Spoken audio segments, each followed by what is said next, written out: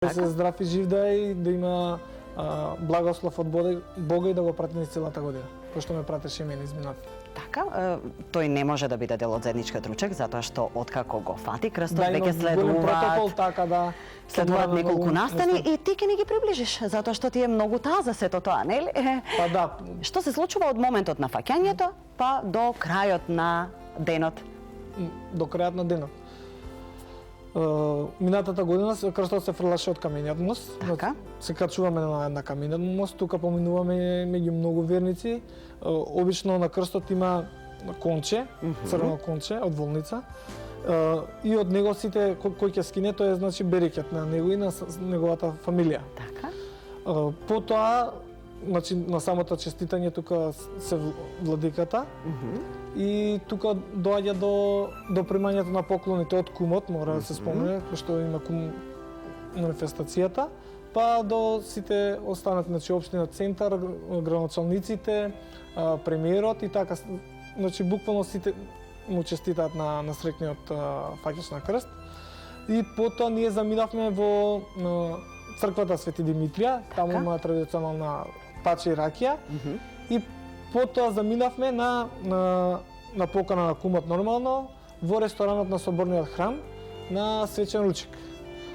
Веќе кога се вратив од ручекот, кај мене дома беа пристигнати сите мои роднини и пријатели, на една така весела, во тој момент стварно најголемо богатство сваќате дека се роднините и пријателите. Така. Значи на една заедничка веселба. Има некаков чин, сите сакаат да го допрат крстот, да биде во една близина. И во изминатата година, значи на секој што го побара, нормално прво најблиските мои роднини и пријатели го добија крстот и во секоја куќа во која ќе влезе благослов и на секој што ќе го побараше, нормално без разлика кој, ако го побараше крстот, му беше дозволен ден, два, три, колку сака да остане кај него. Прими многу дарови на тој ден, на ден Богојавление во Луци минатата година. Па, можам да спомнам само дел од наградите што ги добив. Главен спонзор од кумот добив лаптоп, од генералниот спонзор вечер, од реграцијата вечер добив горење, фрижидер, климорет и телевизор. Од градоначалникот на општина Карпуш Гоце Трановски добив златник и големата мајка статуетка. Добив икона од општина Центар, кошница со вино и со ракија од Сковин. Добив потоа од премиерот добив DVD со сараунд и исто така заборавив, значи на самиот ручек добив специјално издание на Библијата со позлатени страни, што ми исто така многу драг поклон. И нормално друме движани зверниците, значи во секој дел од јакната има по некоја паречка, поклонче, било што. Јас веќе реков во најавата на денешниот празничен заеднички ручек дека најголем празничен дар за мене денеска и за ден, јас се надевам и за нашите гледачи, е твоето гостување со крстот на заедничкиот ручек, гостувањето на Госпоѓа Рада и гостувањето на еден од најголемите промотори на Македонија и македонската традиција, копаничарот Горан Бошковски. Она што во меѓувреме го гледате дека ние си разговараме се неговите ремек дела, еве ги и во моја позадина ме красат што се вели и сигурно си наметнувате многу прашања, драги наши гледачи, на кои што сега ќе ни одговори Горан. Оние кои што не ве познаваат, а одамна и јас бев меѓу нив, кога ќе го видат вашето ремек дело, вашите дарворези, вашите копаници, како се нарекуваат, сите претпоставуваме дека станува збор за некоја семејна традиција, дека во семејството имате некој копаничар, дали татко, дали дедо, кој што го пренел занаетот и уметноста кај вас. Меѓутоа, во вашиот случај тоа не е така. Да им раскажеме, Горан, на нашите гледачи од кога вие тоа почнавте и како почнавте да се занимавате со копаничарство, држејќи ја иконата на Свети Јован Крстител, кој што го славиме утре. Па да, вака луѓето што ќе се запознаат со мојата работа, едно од најчестите прашања кои ме ги поставуваат е како сум го научил овој занает. Обично претпоставуваат дека тоа сум го примил од некој мајстор, од постар копаничар, меѓутоа тоа не е вистината. Јас инаку со уметност аматерски се занимавам така речено целиот мој живот. Сум експериментирал со молив, со боја, со глина, Меѓутоа, од пред 10 години почнав активно да се занимавам со копаничарство. Инаку, желбата ми си има родена уште многу одамна во малите години при една посета на манастирот Свети Спас во Скопје. Тогаш долго време стоев и го посматрав иконостасот. Меѓутоа, имав желба да нешто такво да пробам, меѓутоа, тоа ми изгледаше дека човечка рака не може да го изработи. Сега, така експериментирајќи постојано, аматерски, трошиќи го слободното време со уметност, пред 10 години за моја среќа почнав да работам и со дрво, па полека почнав да навлегувам во тајните, да проучувам како се работи со дрвото и така до ден денеска мислам дека имам недоволно доста напреднато, меѓутоа стварно значајно напреднато, бидејќи ќе биде нескромно ако некој за себе каже дека доволно напреднал и тоа во една Македонија каде што имаме огромни богатства од копаници. Гледаат, за цело време гледаат нашите гледачи што тоа ви имате подготвено, а во тие изминати 10 години имате подготвено повеќе од 100 копаници кои што исто така ги гледаат. Еве го гледаат, например, крстот во овој момент кој што сте го изработиле или Богородица Дева со Исус Христос, значи над 100 ремек дела се веќе изработени. Ќе повториме уште една, станува збор за самоук копаничар, кој што при посета на црквата Свети Спас, уште кога бил малечок, посакал тоа да го прави и еве сега, како што вели Илија, детскиот сон станува реалност. Божја работа, тоа знам да речем јас. Како изгледа сега вашиот живот, затоа што вие си имате своја професија, работите во државна служба, значи имате работно време од минимум 8 часа на ден. Како изгледа вашиот живот во продолжение од работниот ден? Па добро, државната служба мора да се работи, нели? Не може хобито да влијае на квалитетот на работењето во државната служба. Меѓутоа, копаничарството на некој начин за мене е зависност. Јас станав зависен од работа во копаничарството, така да секое слободно време го користам за работа. Така да после враќање од работа, скоро секојдневно работам по неколку часа. Да речеме, просек по 4 до 5 часа. Односно, ако немам барем 3 часа слободно време, тогаш не ни почнувам. За разлика од другите уметности, копаничарството бара многу повеќе време за изработка на едно дело. Не ве прашувам колку време е потребно да речеме да се изработи ова дело што го гледаат нашите гледачи, затоа што велите дека се зависи од големината на делото и длабочината на резбата. Тоа дело што е позади мене е малку посложена резба и бара многу повеќе време. Вака за споредба, ако истото тоа парче, истиот тој цртеж е изработен во плитка или само длабока резба, и ова што е сега изработено во длабока подкопана резба, значи однос негдека 1:3 во трошење на време. Затоа што нашите гледачи знаат да бидат навикнати дека секој наш гостин носи подарок за нив. Многу е важно да им кажеме дека овие копаници, овие дрворезби не се денеска подарок за вас, само се подарок за очите. Меѓутоа ќе ни објасни нешто подоцна Горан Бошковски на кој начин вие можете да стигнете до негова копаница. Да, има намера да ви подари нешто, но ќе ви објасни како веднаш после блокот реклами.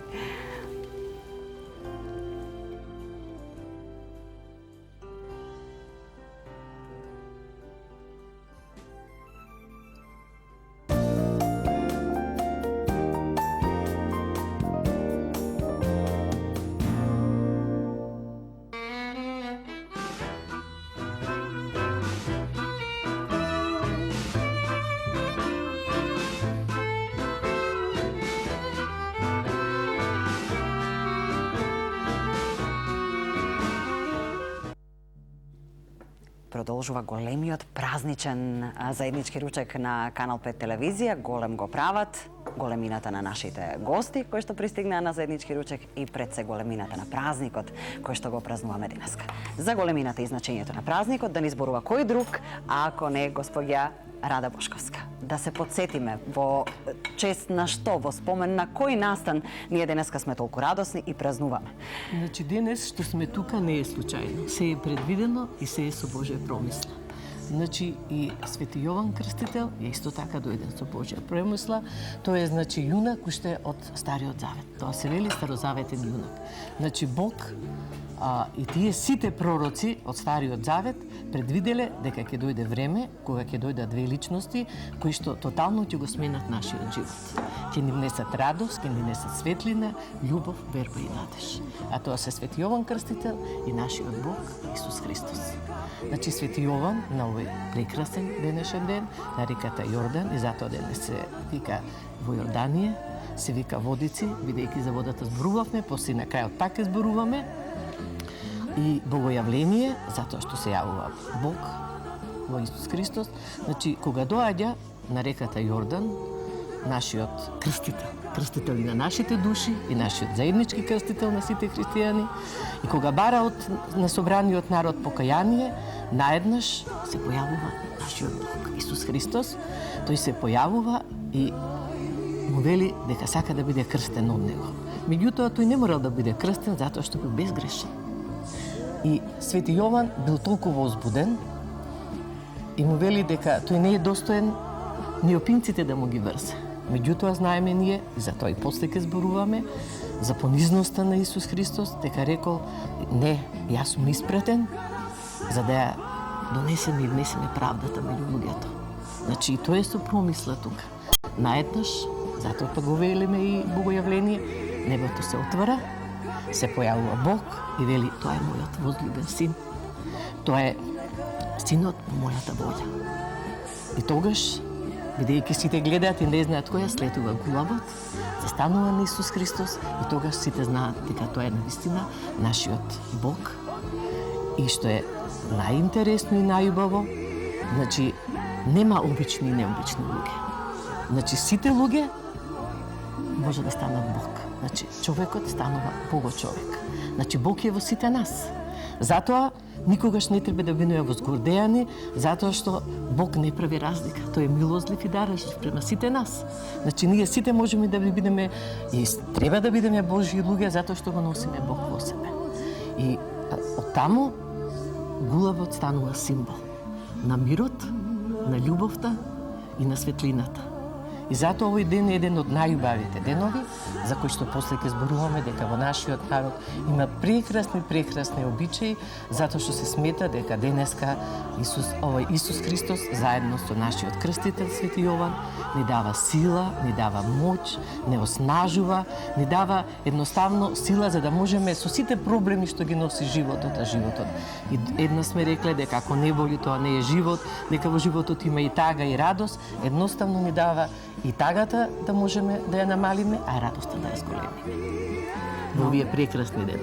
На овој голем ден, на овој голем празник, пред една година, нашиот Илија Стојановски го фати крстот. Ова година тоа е Љубиша, кој што наскоро ќе го поканиме на заеднички ручек за да ја сподели радоста од доживувањето. Дали Илија од минатата година па до денес имаше средба со некој од останатите фаќачи на крстот од други општини, од други населени места, од други градови во Македонија?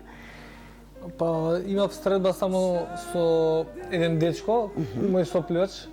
Не му го знам точно името, минатата година исто го фати крстот, но тоа беше во општината Кисела Вода, во самиот базен Расадник.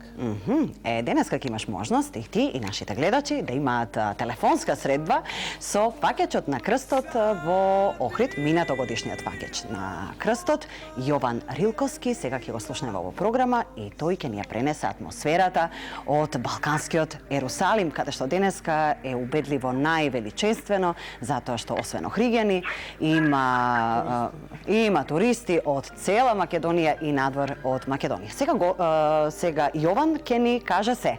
Дали Јован е на линија? Да. Бог се јави? Вистина се јави. Јован, раскажувај ни што се случува денеска во Охрид, каква е атмосферата таму? Моментално се наоѓаме пред црквата Света Софија, во кафаната Света Софија, каде што се одвива моменталната голема прослава на новите кумови годинашни, браќата Јован и Климен Љотевски и новиот фаќач Јован. И моментално сите сме собрани така појќе луѓе и церемонијата започна од рани утрински часови. каде што бевме во црквата Геракомија, Свети Никола. Од таму се пативме кон Охридското пристаниште, каде што по мои проценки прославава ја следеа околу 15 до 20.000 луѓе, а имаше во пливачи од 700 до 1000 пливачи во Охридското езеро Бејаско крати. Во нашиот телефонски разговор пред да се случи нели разговорот на заеднички ручек, Да. ми спомна дека и оваа година ќе се фрлаш по крстот. Се случи ли тоа? Беше ли меѓу учесниците? Да, бе близу до фаќањето на крстот, али во младите останува силата и баш ми е многу мило и драго што наша тајфа, млади деца од нашата мала Варош, од стариот дел на Охрид, пак успеа да го фатет крстот. Еста година, значи, кај што е јавно фрлење на крстот, до ево денеска 2011, 21 години само од старата мала Охридска Варош се фаќат крстот. Минатата година ти по 4-ти пат го фати крстот, Јован. Јас лани по 4-ти пат го фатив крстот.